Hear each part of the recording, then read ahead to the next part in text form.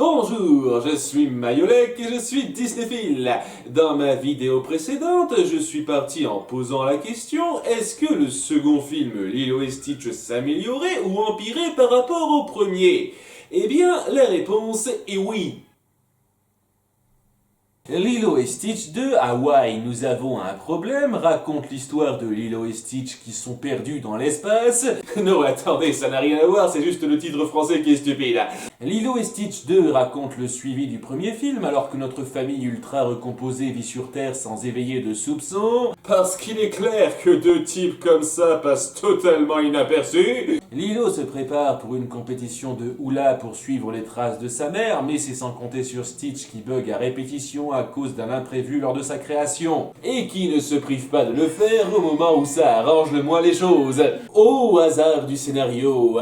La première chose à noter, c'est que nos personnages sont parfaitement fidèles à ce qu'ils étaient. Chaque personnalité reste remarquable à sa façon, même si de façon un peu moins marquante que dans le premier film. En fait, je crois que ça s'applique à peu près tout le film, même ressenti que pour Lilo et Stitch, en version allégée. On reprend la crise d'identité de Stitch, version allégée, la relation Lilo-Nani et le lien avec leurs parents, version allégée, l'humour sensiblement identique, version allégée, tous les bons points du premier film, version allégée. Mais assez ironiquement, ça en allège aussi les mauvais points. Le contraste entre les deux tons du film n'est plus aussi brusque et dérangeant, et étant donné que l'intrigue est moins extrême que dans Lilo et Stitch, les grossièretés d'incohérence pour faire progresser le scénario sont bien moins présentes. Ce n'est pas absent, mais ce coup-ci, ça ne gêne pas toutes les 2 minutes. En fait, c'est surtout dû à un élément en particulier. Ok, donc Stitch commence à bugger et Jumba se met à travailler sur une machine afin de le réparer, et devinez ce que lui et Pikli ne font pas: prévenir les autres. Durant tout le film, ils restent dans leur coin à construire leur machine à partir de ventouses à chiottes, mais ils ne prennent pas la peine de dire: excusez-moi, il faut qu'on vous prévienne que Stitch a quelques bugs à cause de défauts dans sa création, on travaille dessus, mais faites gaffe en attendant. Non, laissons Stitch traîner avec la petite fille en pétant les plombs par intermittence et sans qu'il comprenne pourquoi. Où est le risque?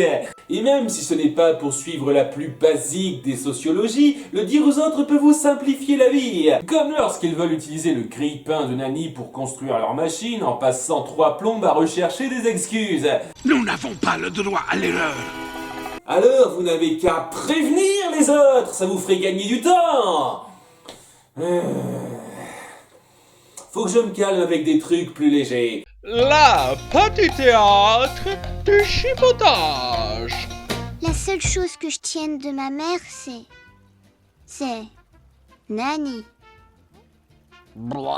Ça, c'était gentil, dites-moi. J'ai cuisiné pendant des heures. J'ai réussi tant bien que mal à ranger la maison pour qu'on puisse dîner en famille. Ah, c'est atroce, un plateau repas en famille. Pire grande sœur au monde.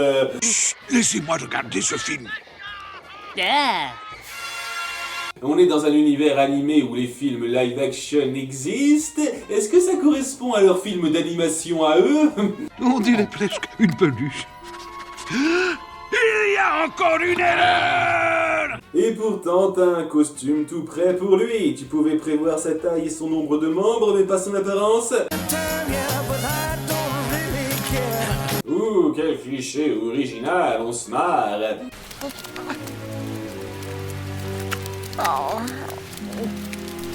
On est fichu. Oui, parce que c'était un plan très détaillé et très difficile à retenir. C'est pas ce qu'on a répété. Et à ce moment-là, vous voulez me faire gober que tous les gens croient encore qu'il s'agit d'un chien? Lilo, fais quelque chose, c'est ton chien. Gentil toutou. Lilo. Il y avait toute la place et le temps pour freiner, là. Je n'avais pas construit la première. Je l'avais commandée sur le catalogue. Et qu'est-ce qui t'empêche d'en recommander une, vu que vous avez encore accès à la communication spatiale?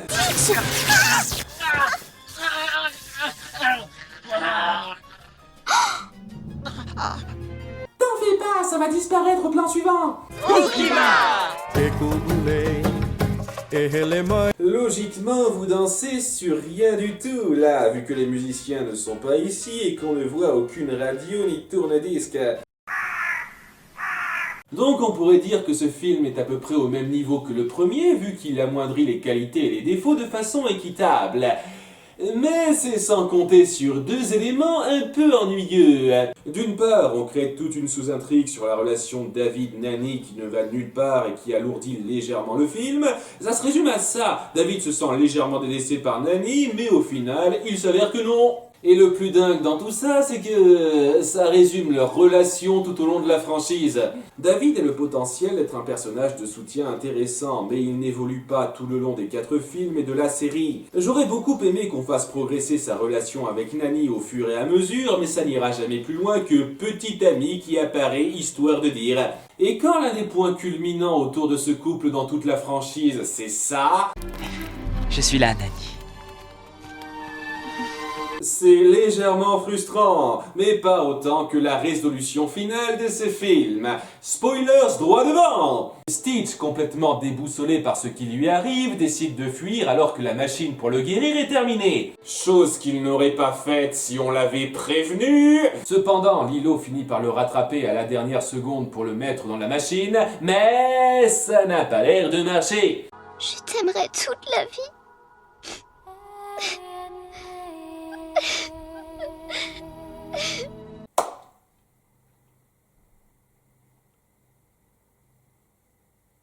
J'aimerais signaler que cette suite est sortie 1 an et demi après Stitch le film, qui se déroule en termes d'histoire après Lilo et Stitch 2, et où, aux surprises, Stitch est en vie. Donc, en toute sincérité, j'ai un peu de doute lors de ce passage. En fait, on sent que Lilo et Stitch 2 n'a pas trop fait gaffe à tout ce qui touche à la série. Des bons de réduction à utiliser dans le magasin de papa. Myrtle n'a pas de papa dans la série. Enfin bref, surprise, Stitch s'en sort. Ouais, un nouveau point pour mon compteur. Et alors qu'on pense que c'est juste la machine qui a un peu tardé à agir, voilà ce qu'on nous pond. Mais comment expliquez-vous ça? Je ne l'explique pas. Oh, donc vous insinuez que c'est grâce au pouvoir de l'amour. Ou bien Lilo a les mêmes larmes magiques que réponse.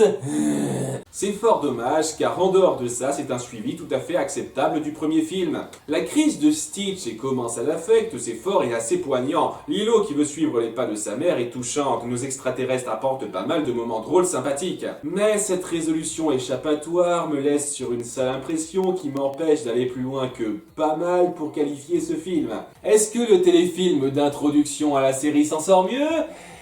Pas vraiment. Mais nous verrons ça la prochaine fois. C'était Mayolek, et n'oubliez pas d'être Disneyphile.